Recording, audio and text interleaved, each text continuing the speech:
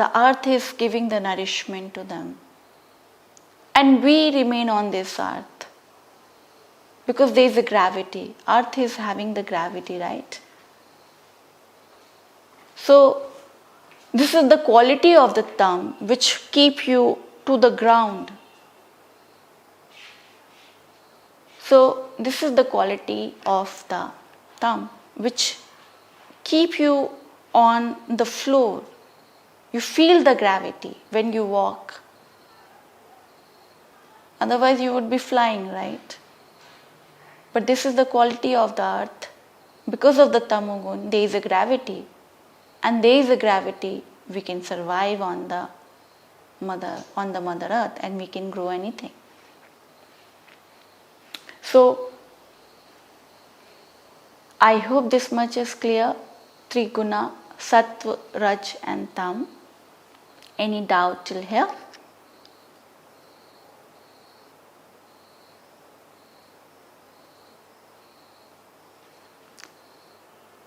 So hold this planet, everything around you, either it's star, moon, or the cosmos or Milky Ways, this whole cosmos, many millions of the Milky Ways are made of these three guna, because Prakriti quality is what? Sattva, Raj and Tam. Everything is made of the Prakriti. Prakriti is matter, and this is the quality of the Prakriti. And though when the Prakriti come in the contact with the consciousness, it become alive. It give you the aliveness. But yes, each and every entity of this planet or the other planets or anything, whatever you see around you, everything is having the energy. There is aliveness. There is a pran. There is energy. There is a consciousness. Even stone having the consciousness. Mountains, river, trees, even trees. Earlier, science believing there is no consciousness because there is no movement. But actually, trees also showing the consciousness.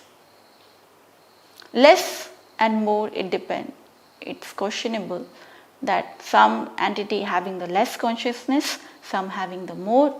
Human being considered to be having the best kind of consciousness. They are more conscious, they are more awakened.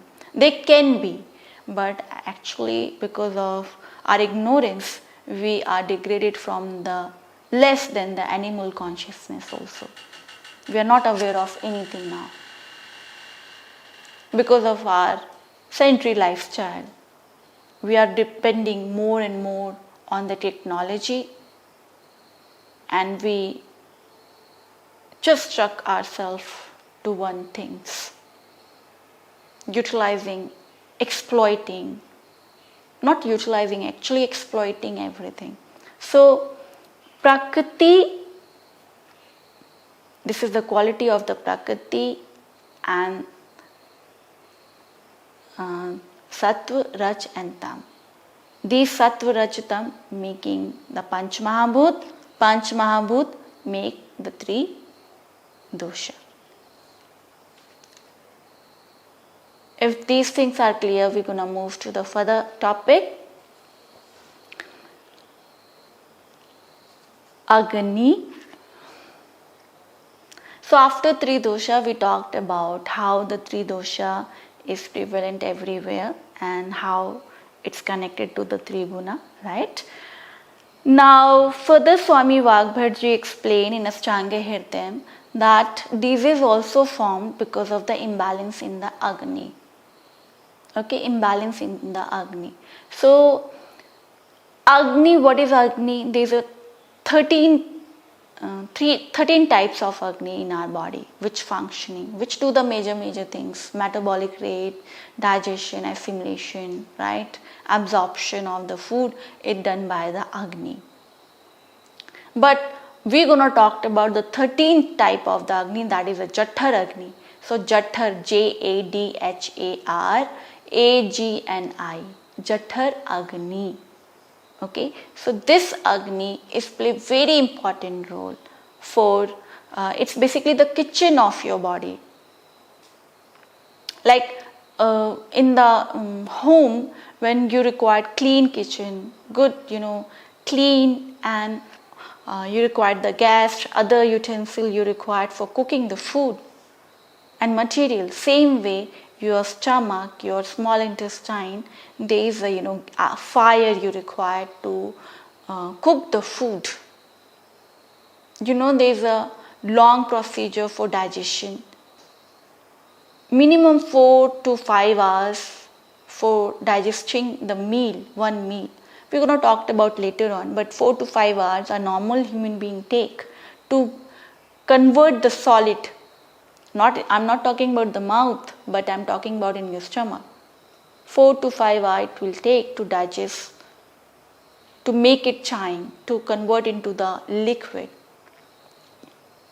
semi-liquid, from solid to the slightly liquid food, semi-liquid food, to break down into very tiny things. There is a further procedure also. So basically this is the kitchen where further the food gonna cook. You take the cooked food already, you cook like pasta, pizza, or vegetables, right? Even raw food, if you take it, it's ripened food you are taking, ripened vegetable you are taking it, right? Which cooked by the sunlight. So ripened this is the cooked food, right? You're giving to your body. But further procedure, your body gonna convert into the liquid. It will, that is a cooking procedure time for your body. So Agni, there is a fire in your body, in entire your, from top to the head to the tip of the toe, there is Agni prevalent entire body. But like cells absorbing the nutrition, they also absorb the nutrition. So this is because of the fire in each and every cell. So it is everywhere. But we're going to talk about the one kind of Agni, that is a Jaఠaragni. So there is a 4 types of the Jaఠaragni, which explained by the Swami Vagbharji. So it said that these 4 types of Agni, the first Agni called Visham Agni. Visham Agni.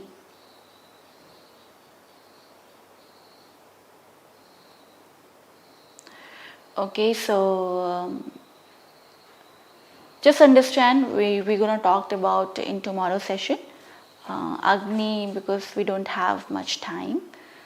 So I'm going to end the session here. Agni I'll explain in next class. So I hope you understand the Agni role, Jaఠaragni, the Agni which digesting and assimilating the food in your body. Okay, so let's end the session. If you have query, note it down. Tomorrow I'll take up all the queries. Okay, so let's end the session here with 3 times Om and Shanti.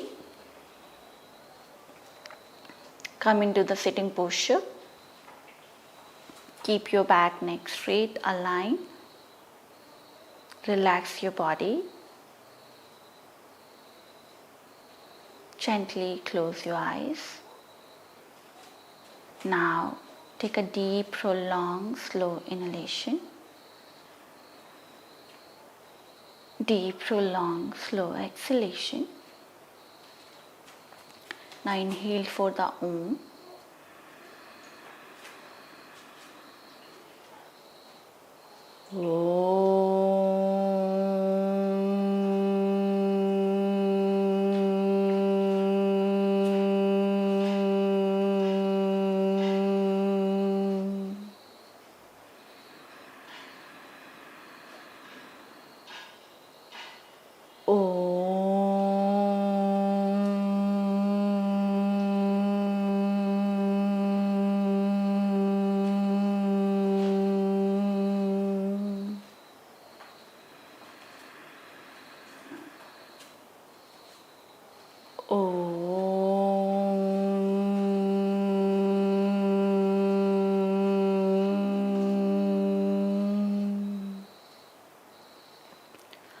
Shanti, Shanti, Shanti.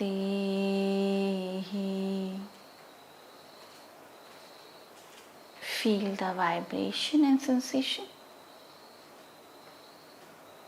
Join your both palm, rub your palm. Place on your eyes.